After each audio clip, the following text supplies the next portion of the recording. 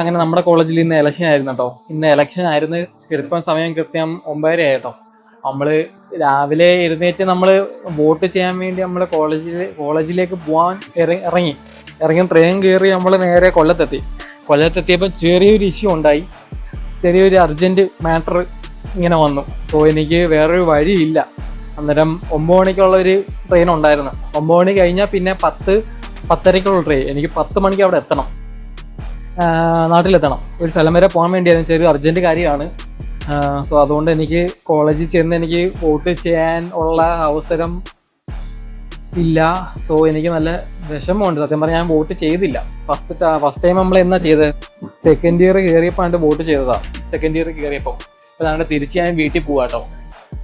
So sorry for the SFI UDSF. ഞാൻ അങ്ങനെ ഒരു പാർട്ടിക്കാരനല്ല. സോ അതുകൊണ്ട് എനിക്ക് സപ്പോർട്ട് ചെയ്യുന്നത് ഞാൻ ആരെങ്കിലും ബേസിൽ എന്തെങ്കിലും നോക്കിയിട്ടായിരിക്കും സപ്പോർട്ട് ചെയ്യുന്നത്. സോ എനിക്ക് അത് പറ്റിയില്ല. സോ എനിക്ക് നല്ല വിഷമമുണ്ട്. എന്നുവെച്ചാൽ ലാസ്റ്റ് എൻ്റെ ഒരു വോട്ടായിരുന്നു. ആ വോട്ട് മിസ്സായല്ലോ എന്ന് ഓർക്കുമ്പോൾ എനിക്ക് നല്ല വിഷമമുണ്ട്. സോ എനിക്കൊരു കോട്ടയം വരെ പോകേണ്ട ഒരു അവസ്ഥ വന്നു നാട്ടിൽ നിന്ന്. അതുകൊണ്ട് മാത്രമാണ് ഞാൻ പോകുന്നത്. അല്ലെങ്കിൽ ഞാൻ വോട്ട് ചെയ്തിട്ട് ഞാൻ പോയേനെ. 9 മണിയായിട്ട് വോട്ടിംഗ് തുടങ്ങും. പക്ഷെ എനിക്ക് വേറെ വഴിയില്ല. ഈ ട്രെയിനേ ഉള്ളൂ. 9 മണിക്ക് ഈ ട്രെയിനേ ഉള്ളൂ. സോ അതുകൊണ്ട് എൻ്റെ ഈ വർഷത്തെ വോട്ടും മിസ്സായി.